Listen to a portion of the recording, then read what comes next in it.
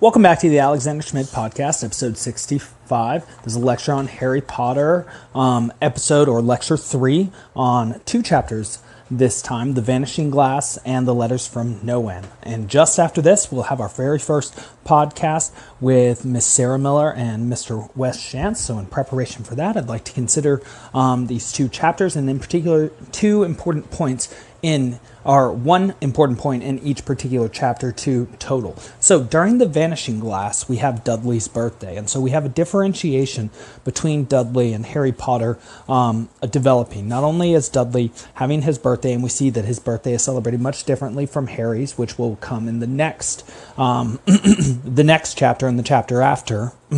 And so Dudley receives 36 presents and then cries about this fact to Aunt Petunia because he received 37 the year before and thus needs to have at least 37 this year. And so Aunt Petunia placates him, as she always placates him, and thus spoiling him by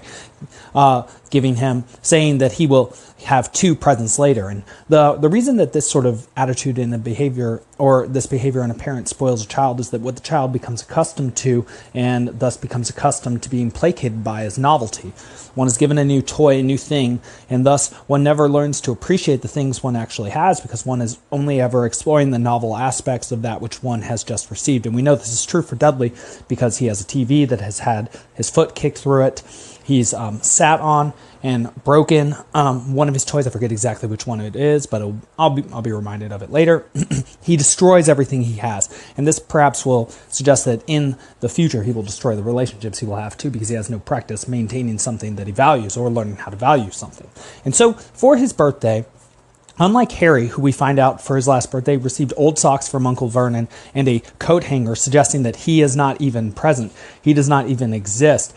He, of course, lives in a cupboard where you might store things, and you also store coat hangers and things. And so he's like a placeholder. It's almost as if he is the sort of unrealized potential of Dudley in the eyes of these of Uncle Vernon and Aunt Petunia, sort of like the role that Frank Dukes had in Bloodsport with the son of the master who trained him. He was used sort of as a punching bag until the son died. And so how Dudley's birthday will be celebrated will be he will go to the zoo, and he'll go with his friend Piers Polkiss, which is a very interesting sort of name because Piers, of course, is a variant on the name Pierre and a name on Peter. And so he's just as bad as Dudley, though Dudley is, of course, the worst of his gang of, I believe, 4. And so when they go to the zoo, generally they don't take Harry. He doesn't get to have any fun at all. He's purely tyrannized over, except in this case, he usually where he usually goes is to this old woman's house named Mrs. Fig, who shows pictures of her cats. However, in this case, one of her cats has resulted in, or has made it so that she has broken her hip, and so Mrs. Fig is not very happy about that. And so it turns out that Harry will not be going with Mrs. Fig. He will come to the zoo with Dudley and Piers and with Aunt Petunia and Aunt Vernon, or Uncle Vernon. He even gets a lemon icicle pop, even though it's not as good as what is given to Dudley. But again, given the idea of the Hegelian master-slave dialectic, this may lead to Harry, the more he's tyrannized over as a child, perhaps the more heroic he will be as an adult. And so transforming with maximal transformation from sort of a slavish being ignored to being given the attention of a famous person. You might also suggest that would, of course, be not so much the delusion as ultimate motivating force of somebody who is both ignored and mistreated growing up, that they show those who mistreated them, who were so close to their potential, they show them what it was they were missing while they lived under their care by becoming more and more, or by becoming greater and greater, or more worthy or efficient or incredible at that which they do. And so in becoming great at what one does and attaining to fame, if one is, say, mistreated as a young person, that is truly the ultimate revenge. And so Harry then finds himself in a reptile house, and at first his brother, or excuse me, his stepbrother, cousin technically, Dudley, is hitting the glass, or at least having his father hit the glass to try and get the boa constrictor to do something. Harry follows along afterwards and looks at the boa constrictor and starts to talk to it, not knowing that he can speak Parseltongue, snake language, an ability he was given by Lord Voldemort after he was attacked by him and somehow defeated him. We'll learn by a love charm soon enough in the next few books, so not so soon. And so Harry looks at the snake and says, I can I can really empathize with you. And something I failed to mention that will be a theme of this chapter is that Harry mentions that he has a dream about a flying motorcycle, and he's yelled at by his parents, his step-parents. Motorcycles don't fly. And it says about them, well, it says on page 26 of the American edition, Harry said, "I know they don't," said Harry. "It was only a dream." But he wished he hadn't said anything. If there was one thing the Dursleys hated, even more than his asking questions, it was his talking about anything acting in a way it shouldn't. No matter if it was in a dream or even a cartoon, they seemed to think he might get dangerous ideas. And so this next scene is going to illustrate the sort of comeuppance of that. As the Dursleys are pure archetypes or symbols of tradition or order, they cannot allow for new creative ideas, and thus magic folk, who are representatives of those who can use their imaginations and are creative individuals. They wear many colors, they wear different hats, they use wands to bring about effective change in the world based on their ideas by casting spells. And a spell is, of course, a manifestation of a thought. You spell out what you think. The Dursleys cannot allow Harry to become a magical person, but he seems to be creative. He has dreams. His hair is all messed up, indicating that he is disordered to some extent. And so now what this snake is going to represent when it escapes is Harry's inner nature, though they have attempted to constrain it and mold it and make it normal, is going to bust out. And so when Harry confronts this snake, he says, "I know how you feel," and then the snake rises up and looks at him as if face to face, as if they are reflections of one another, as if the snake is some part of Harry and Harry some part of the snake. And well, if we think about it, the snake is a boa constrictor, supposed to be from Brazil, but was bred in captivity, which Harry finds. That means that the snake, like Harry, is out of place. The snake is also a captive, like Harry, living in a cupboard, like Chip from Beauty and the Beast, though he's not a cup. It's also a freakish marvel here to be looked at and gawked at with heretofore unexplored capacities. And when it's released, it will be like Harry's adolescence being released and his nascent magic and creativity into the world. And so, unbeknownst to him, he lets the snake out of the glass. Something happens. It's as if instinct occurs. Something that he cannot control comes out from him. And so the beginning of his potential is there. And so he ruins Dudley's birthday and thus gets what he wants, though he didn't consciously know that he wants. And that's an interesting thing too. Unconsciously, of course, he wouldn't want anything good for Dudley because of the mistreatment from Dudley, but he also consciously knows that he doesn't want to deal with the consequences. And so what often happens in such situations, which we know from the Jungians and Peterson, is that you unconsciously find a way to ruin the situation. So if you say, don't want to sleep in the same bed as your brother, you're, say, like a 7-year-old, he's like a 6-year-old, and you think he's annoying, perhaps you will pee the bed in order to make sure that you get your own bed at some time. Sort of like potentially the situation that happens in Home Alone with Macaulay Culkin's character, Kevin, and his actual brother, Kieran Culkin, who I'm forgetting exactly what his name is, Fuller, who always pees the bed. All right, very interesting. Now, let's move on to the Letters from No One, Chapter 3.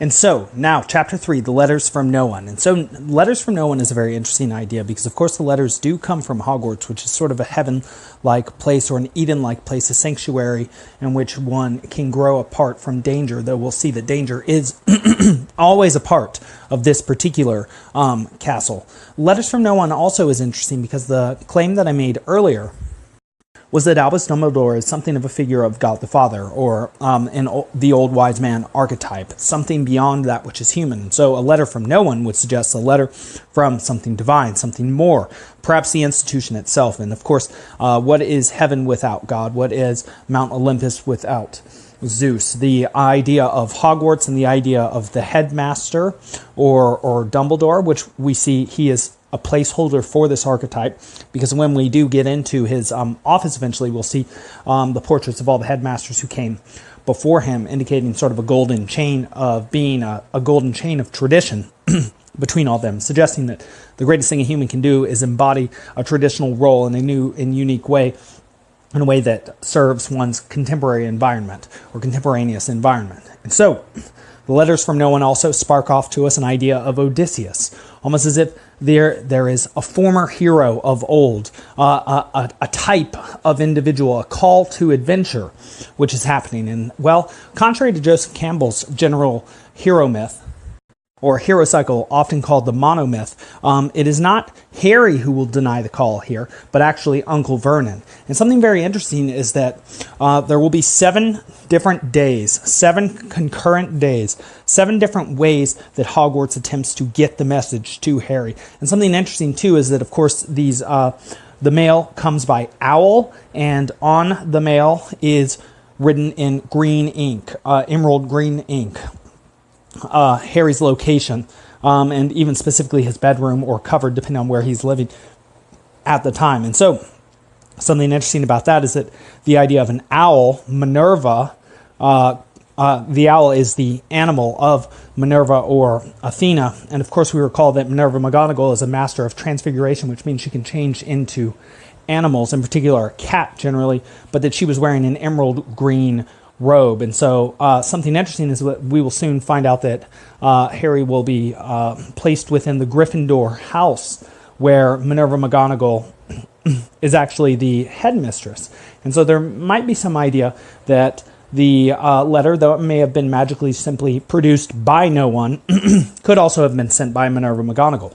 And so the strategy of Uncle Vernon, once these letters come through and they are addressed to Harry, and thus when he first opens the first one, he sees that it's from Hogwarts, and he sees that he and Aunt Petunia's efforts have failed.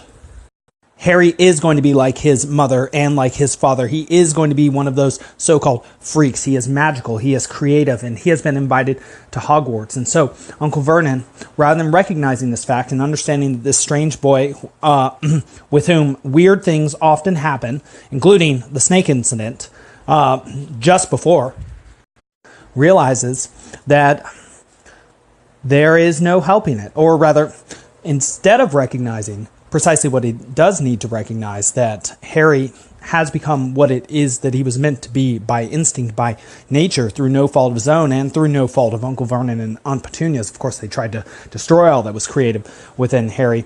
Well, Vernon's strategy is, ignore this. Let's just ignore this. And just as he has attempted with Petunia to ignore Harry all along, he's going to attempt to ignore these letters. So this reminds me of a children's book that Dr. Jordan B. Peterson brings up in his lectures on maps of meaning and personality. And so the name of the book is There's No Such Thing as a Dragon. And basically what happens in this children's book is that there's a small dragon that gradually gets bigger and bigger, and the child continues to notice it, and it continues to take away things he loves, like the space to play in the room, in his house, as well as eats his pancakes. And so the idea being that when you refuse to face a problem in the family, the problem gets bigger and bigger and bigger. And in fact, near the end of the story, the dragon actually takes the house away, suggesting something like a divorce. So if you let problems build up, small problems between you and your spouse or in your family, eventually a giant problem that you cannot deal with will come to be. And in fact, Peterson mentions that he had a nephew that had a dream similar to this, where he said that he would be attacked by small beaked gnomes that scared him, but behind them was a giant dragon that could breathe fire, from which the gnomes came. And so when Peterson asked his nephew what he could do about that, which was a leading question, he said that he could go with his dad, figure of authority and heroism, and attack the dragon with a sword and make a shield out of its hide, so that he would essentially go to the source of the problem and destroy all the small inconveniences or annoyances and problems that were attacking him. And so the idea there is that if you ignore a problem, the source of the problem remains, and it will continue to produce the proximate problems in your life. Whereas if you actually face it heroically, perhaps you can get to the source of the problem, you can deracinate it, you can deroot it, you can get rid of it so that you can move on with your life. And so we see that the Dursleys, in particular Vernon, choose the wrong method of dealing with this problem. They, like always, are patterned into ignoring. And as we see in the There's No Such Thing as a Dragon story, the problem just gets worse and worse. And so the very first day, a letter comes through, Harry sees it. Vernon grabs it from him reads it, goes pale, and since it indicated knowledge in sort of a divine, omnipresent, or panopticon sort of way, that Harry lived in the cupboard. It was addressed to him in the cupboard. Harry gets moved up to Dudley's second room, and then we find out that not only is there a second room for Dudley's toys, many of which are broken because he's so spoiled, but there's also a guest room in which Uncle Vernon's sister Marge often lives. And so Harry could have been outside of the cupboard the entire time. Well, the second day, Dudley is sent to get the mail, and we see that Harry receives another piece of mail. And so things aren't out of control yet, but Vernon is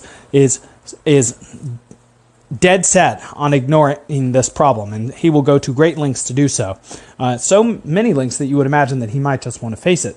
It would save him lots of time, energy, and emotional angst, which of course we know stress can age you through the production of copious amounts of cortisol. And so the third day, Vernon is sleeping down by the steps because he knows that Harry's going to try and sneak out. 3 letters show up that day. He then attempts to nail close the mail slot, and well, what happens then are 12 come through. So the problem is experiencing exponential growth at this point, and they come through the slots and through the sides of the doors. Well, the next day, 30 to 40 come through. That exponential growth continues, and they come through the chimney. And so they're coming through an even more essential part of the house. It's almost as if like symptoms of a disease. At first you get little small superficial ones, and then you get much, much, much clearer and more drastic ones. And so then Vernon takes to the road. And so we've had 1, and then 3, and then 12, and then 30 or 40. We get to a motel, and there at that motel, again, there's a new letter that is sent to Mr. Harry Potter. And while this is happening, the mindset, the mind frame of Vernon is getting more and more delusional, or rather is being shown to be more and more delusional, because his way of looking at reality, ignoring the fact of magic, ignoring the fact of Harry's existence, is going to fall apart. He's going to have to change his map, because clearly this magic is real, clearly Harry is real, and clearly there is a call for Harry. It's sort of like if, say, it reminds me of the book David Copperfield, or if, like, say, you had a very strict father who was an accountant who didn't believe in fairy tales and such, and you wanted to be, say, a poet. He might try and deny the existence of that within you and send you to the best schools and such. However, if you have the creative spark, well, Carl Jung says that you either have to be creating if you're creative, or you wither and die. And, well, perhaps that's true. And so, finally, Uncle Vernon takes us on a 7th day out all the way towards the sea to this tiny little shack, which only has 2 rooms in it. And during that time, Harry watches as the minutes count down to his birthday. And perhaps we will see, as mentioned in the chapter before, the divergence between him and Dudley be complete. Perhaps he will find that rather than going simply to a public school as he was meant to, he will go to the ultimate private school. And rather than being seen as more and more common, he will be seen as the rarest sort of person, or somebody capable of going to, say, a tremendous liberal arts school or something like that, which is a claim, a Jungian claim essentially, that studying the liberal arts is like studying magic, because you study